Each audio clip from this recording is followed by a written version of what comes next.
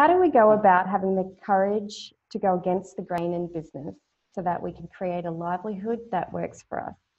Today, I'm having a conversation with Danielle Gardner, the quiet marketer. So thanks for being here today, Danny. Hi, Lynda. Thanks for inviting me into this conversation. Wonderful. So I've been fortunate enough to observe your work for the past year or so around how you run a really considered, I guess, an intentional business. So today I just wanted to, have you come on so that we could have a discussion around, I guess, the idea of building a business that kind of works against the grain or is different to how other businesses in the mainstream are running. So I really love some of your ideas around not overscheduling, not continuing with loud marketing if that's not what works for you. And I think that as a result, I can really see how this is building a beautiful, sustainable, and to some degree successful business that's right for you. So I thought we could just jump in and I can ask how this kind of journey came about. How did you work this out in your own business? Yeah. So this reminds me of how I start off my little audio book. And I say, I haven't always been a quiet marketer. When I was told to lead with pain points, I did that without question. When, like all the thing, I just complied without question because I thought that's what you got to do. This is how, if you want to have an online business, this is what you do. And so in terms of a turning point, there's two things that stand out for me. The first thing was I had started doing some online courses, and I was noticing that the people who had enrolled in my course, which was really good, I thought, I noticed that a number of them were going over and purchasing a course that was like 10 times as much and was the same thing pretty much, right? And I was like, this is really interesting. And so that I could also see that they weren't, because I was using the Thinkific platform at the time, I could also see that they hadn't actually, some of them hadn't even started it or they'd only just gone into it. So I'm like, this is really curious.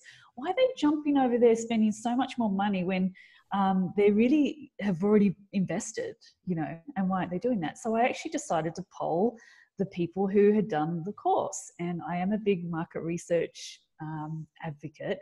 And really this particular poll started to turn everything. So the results of that poll, like I forget how I said it, but in essence, I was like, why is this happening? How come you haven't done the course or you're doing other things or whatever? And what I got back is that, let's see, they'd purchased the course because it had been discounted and they didn't want to miss out. And then I remember one comment being, I don't know, they wanted to do this other thing because I thought it would be all they ever needed. They wouldn't need to do another course. But I just remember going, wow, so what's happened here, first of all, is that a lot of people bought this because it was discounted, or even if it wasn't discounted, it was at a price that was like a real no-brainer. Mm-hmm. And so they just done it anyway. But I just started to realize that by having discounting and having things really low priced, and maybe a few other things I was doing like bonuses and I don't know, it was just creating this sort of like panic, like, oh, I better jump on that now. And we might think that that's okay. We're not responsible for people following through with a course that they purchase. But, I started to think, well, I don't know about that because it's contributing to overwhelm in the world, even though they've moved on or they're not doing it. It's part of what is contributing to this overwhelm. It's that and everything else. And I thought, yeah, I don't want to be part of that. I don't want to be contributing to that. So that was sort of the first thing that made me start to really reassess what I was doing. And I started to strip some things back, or I'm not going to do that. I'm not going to discount anymore. And it was like a big deal, And then interestingly, I think it was the same year, I actually went to a World UFO Congress. And I think you may have heard me mention this before, Lynda. Yes, Have I told you about this? Yeah. It's a great story. Yeah, so I was so excited, right, to be going to this World UFO Congress. So I remember sitting there in this presentation. It wasn't actually even about UFOs at all, but it was with, what's her name?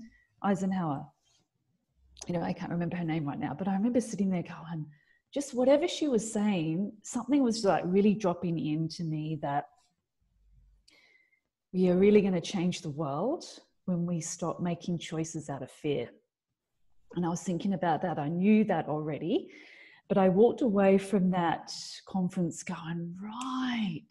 So actually part of my role is to help the world stop making choices out of fear through my own marketing practices.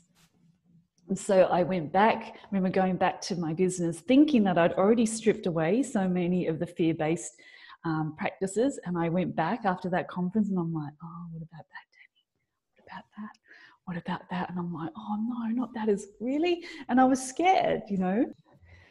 So once I had come to these realizations, it really felt like once I knew this, that these practices were essentially fear-based, I couldn't unknow it. And my conviction felt really strong, was strong enough to risk or accept the risk that I would probably reduce my income through this choice. That's how strong the conviction felt to me. I was like, okay, if I'm not going to do these like early bird, doors are closing, fast action bonus, all that, I knew that that would impact sales. And I thought, I'm just going to have to do it, you know? And like, did it really? Like, yeah, probably, like, but in the long term, no, you know, essentially in the time part since then, it's become more common for me to have my courses or group programs fill up a few weeks, if not a month, prior to them starting. So, you know, it was a good risk to take, I guess, in the end.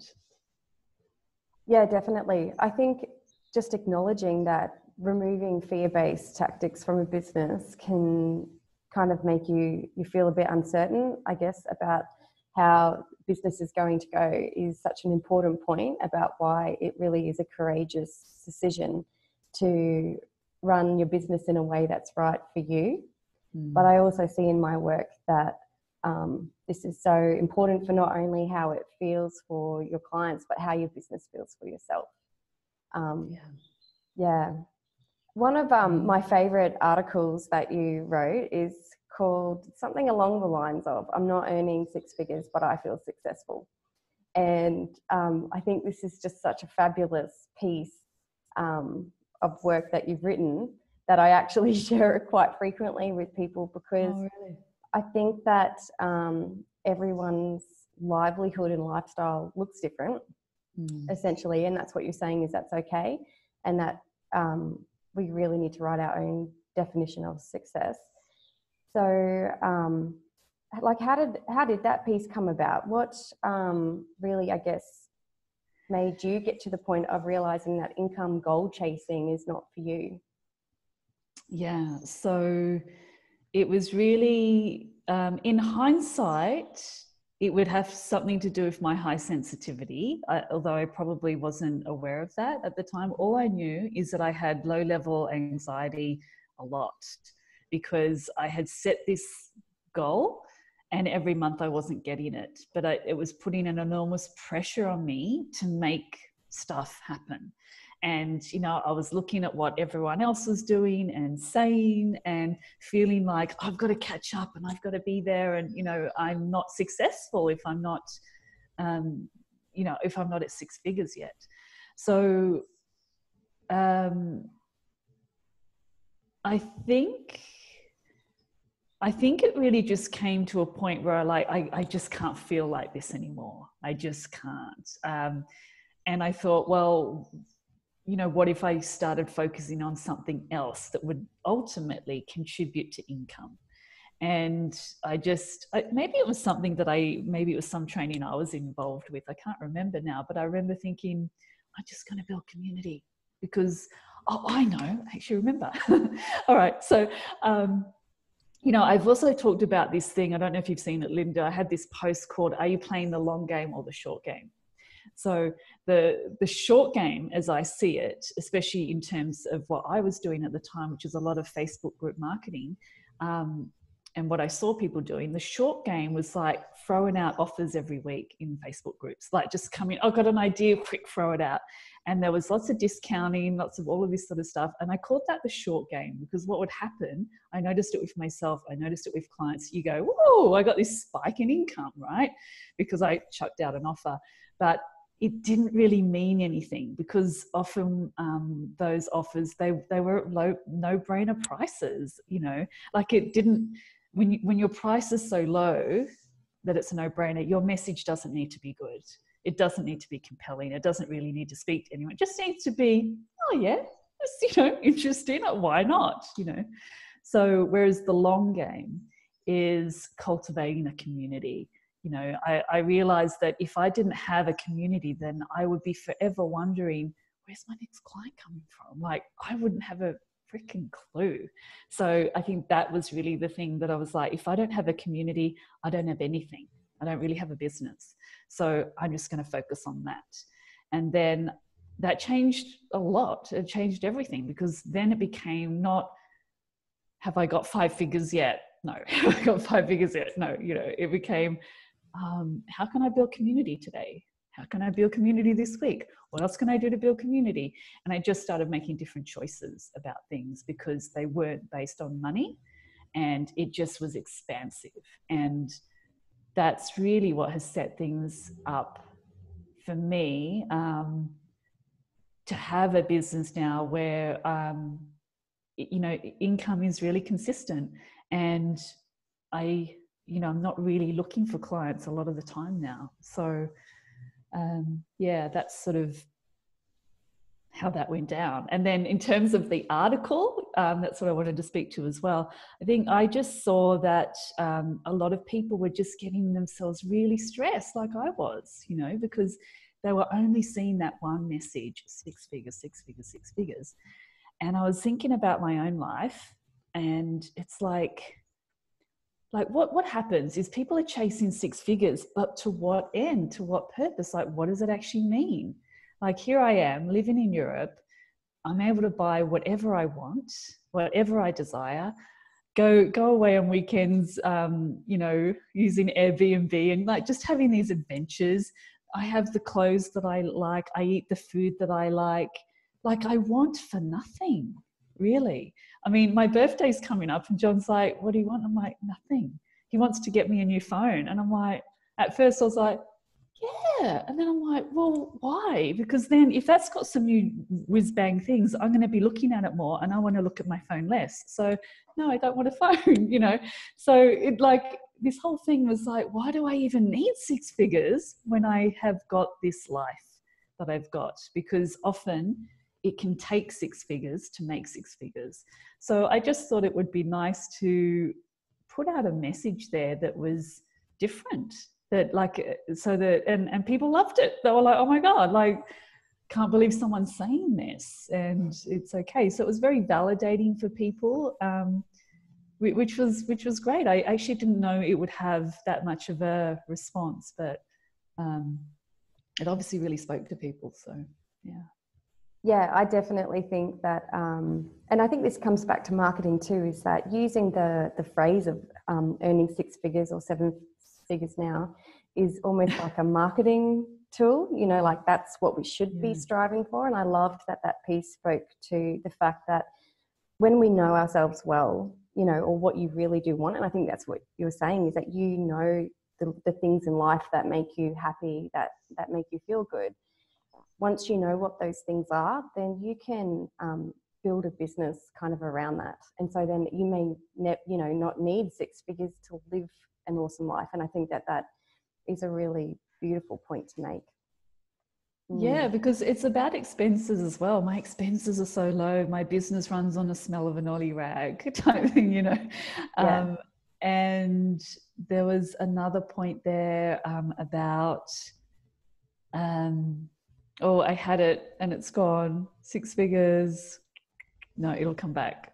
What I was going to say is that I know we've discussed this before, in that even though you don't choose an income goal as the thing that you're striving towards, I just want to say that it doesn't mean that you completely negate ever looking at your figures or your bank balance or anything. And if anything, I think you're actually quite a disciplined person when it comes to your business's finances. And because I speak to finances often, I guess I just wanted to bring that up, is that it's not completely disregarding any financial aspects of your business.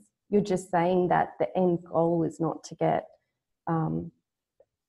somebody else's, I guess, made up point of success. That's not it. That's not the point of it. It really is about so many other things, I think. Yeah, and I want to speak to that, but while I remember it, the thing I was trying to remember about that article, it was, I'm not making six figures, but I'm happy and I'm making an impact in the world, or no, I'm making an impact, or something like that. It's the making the impact bit, because this is the other thing. It's like there's this belief out there that if you're not making six figures, you're actually not having an impact. And I'm like, I know I am. So that was the other thing. That was why I felt successful, because it's like, I know I'm having an impact. With the income goals, this has always been something that, you notice straight away in terms of, and I remember, I think you were like, Jenny, at the beginning, like, you sure that's the right thing? Or I don't know if it was like that, but I know that you were very interested in the fact that I was openly saying I don't have any income goals, And so month by month, I'm not going, all right, 10K, 10K, 10K or something like that. But yes, what I do is, especially, I guess I tend to do it at the end or beginning of the year. I kind of go, I have an idea of what the kind of money that I would like to bring in. And then I'm like, okay. And then I balance that out with my energetic capacity to service clients because I don't want to do a lot of client work. Like, I want to do other stuff. And plus I put so much into it that it can take a lot of it out of me. So I need a lot of space in between. But, so I go, all right, so let's just say I can see, X amount of clients per week. All right. And my current rate is this. So that works out to be, this amount per month. And then there's a gap, and I have this group program, and it's probably going to have this amount of people and this. So I have this sort of like, I know my numbers in terms of that's what I need to have in place to earn this income that I want to have. But like day by day, week by week, I'm not looking at that in a way, but I actually get a real kick out of going into Xero, doing my reconciliations. And the reason I enjoy doing the reconciliations is not because of that itself, although I've got mine are all, like most people, I guess, they're all, what do you call it? The banking rules. So it's just like click, click, click, click, click, like, it's pretty easy to do. But then I just go to the profit and loss. And I'm always looking at it compared to the previous months. And I get a kick out of that. I'm like, oh, look at that, and then sometimes it's more than what I thought. And so it's like, that's cool. So I do keep an eye on them in that way. But I just don't always bang out. You know how you get a lot of people banging on about, I made 10 figures this week or whatever it is. I just don't go there. It's like, who cares if you made 10 figures, really? No, I completely hear what you're saying, and I think that it's really good that you find pleasure in reflecting and looking upon your finances, and I think that's just a really good place for any business owner to get to, because then you're not resisting doing the task. But what it took for you to get there, I think, is the important part, is that it wasn't you were doing it because you wanted that 10K or whatever it might be. You were doing it because you could see then that the community building was being effective, or that making an impact in the world was being reflected in the value that you were being paid and things like that. So it still comes completely back to, doing really what is of value to you. And I think that's awesome. One thing that came to mind as well about the whole looking at the money, there's a few times I remember where I'd looked in my Xero and I was like, oh, like income was really low, you know? And so I was like, oh my God. And then I'm like, oh, I'm gonna do this workshop then, right? Now, whenever I made choices like that, kind of, I'm going to do a workshop because income's low and that will pump it up, disaster for me, right? My desire to offer something needs to come from this genuine desire, like, hey, why don't I offer that? You know, not like from, you know, to pump up my income. So that's, so I've learned kind of not to do that, you know, like if I happen to have a low month, it's just like, well, I kind of just go, I have a low month, because other months might be higher than expected. So, you know, it all kind of comes out in the wash in a way. So, yeah.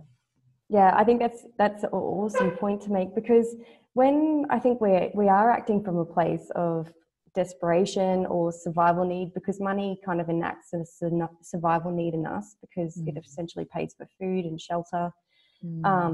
It's almost like it can be felt in those offers, that intention. So I think I have definitely seen the same with other clients that I work with, that as soon as that they are acting from a place of doing it for the money, that's when the struggle starts to really happen.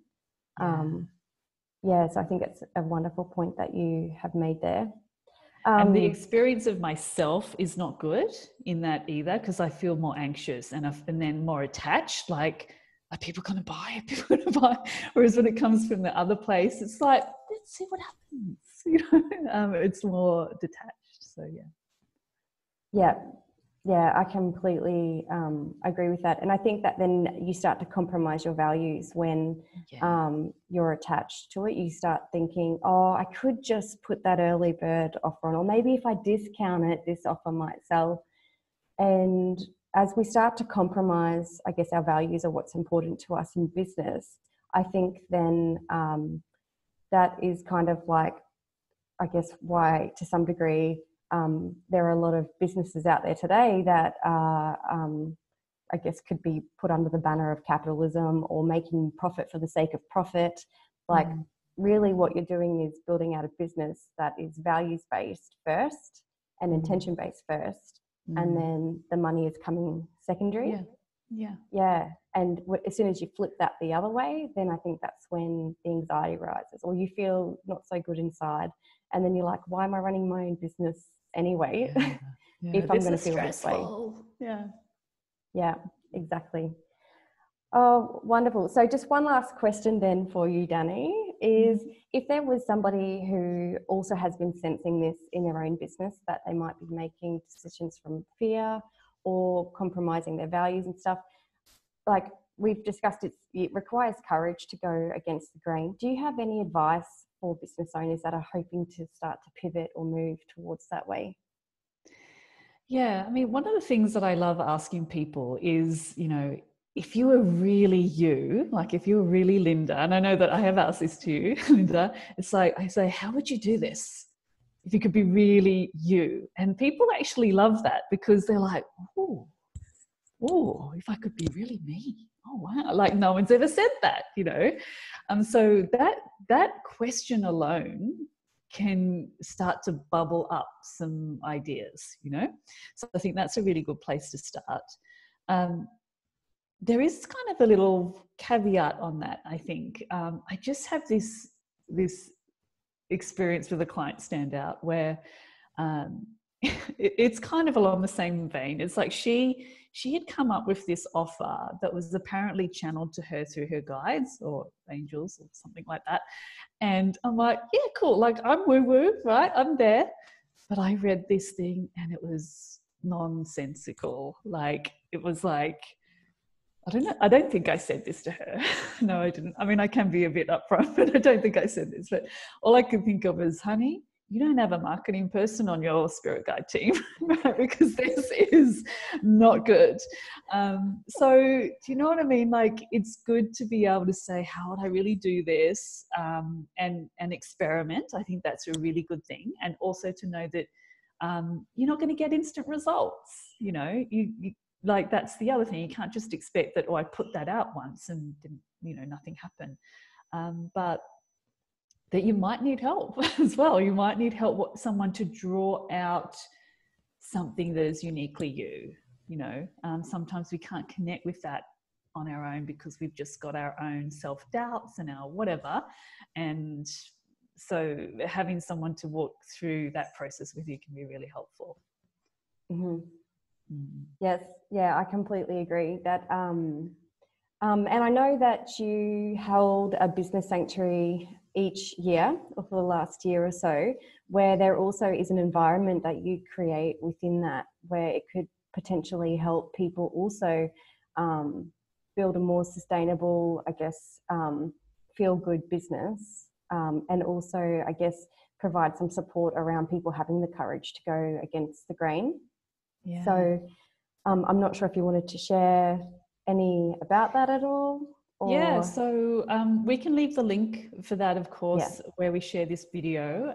But yeah, it's a really lovely place, especially if you resonate with being highly sensitive or empathic or even a quiet type, and you haven't been able to find a place online that, you know, you feel comfortable in or relaxed in.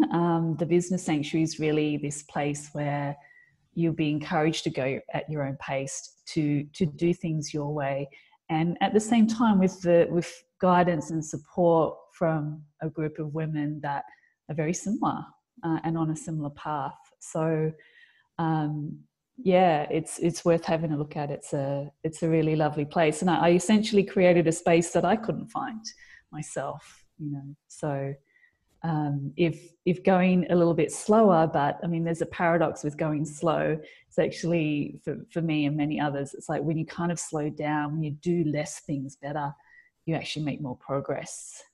So that's the other kind of key philosophy in the business sanctuary. Yeah. Wonderful. Thank you. Thank you for coming on today, Danny, and having this conversation with me, because I think that there are so many business owners that need to hear this and to know that it's okay to do things differently. Yeah, for sure. Yeah, and I know it's always helpful to hear someone else's story and you know, see what resonates. So yeah, I think this is a really good conversation to have and to share with our people, Lynda. So thank you for inviting me. Oh, you're welcome.